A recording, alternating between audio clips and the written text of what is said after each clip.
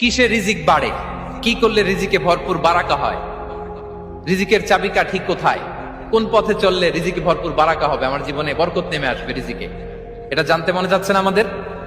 হ্যাঁ, কষ্ট হচ্ছে আপনাদের? কষ্ট হচ্ছে?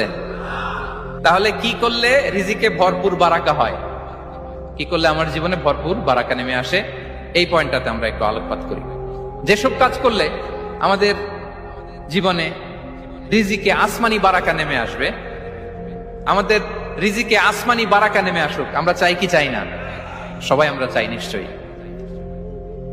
যে কাজ করলে রিজিকে আসমানি বারাকা আসে, এর এক নাম্বার হচ্ছে তাকওয়াল্লাহ, আল্লাহর ভয়।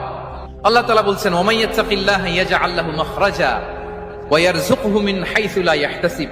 যে আল্লাহকে ভয় করে, যে আল্লাহ সচেতন, আল্লাহ তাকে মাখরাজ, মাখরাজ মানে কি জানেন? ওই যে এক্সিট লেখা না এদিকে, এই এক্সিটকে আরবিতে বলে মাখরাজ, মানে কোথাও আটকাবেন না, বের হওয়ার রাস্তা আছে, কোথাও আটকাবেন না, বের হওয়ার রাস্তা আল্লাহ তাআলা অ্যারেঞ্জ করে দিবেন। You will have the way out from crisis.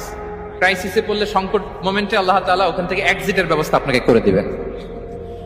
ওয়া ইয়ারযুকহু মিন হাইসু লা ইয়াহতাসিব, এমন জায়গা থেকে আল্লাহ তাআলা রিজিকের ব্যবস্থা করবেন যে সে কল্পনাও করে নাই।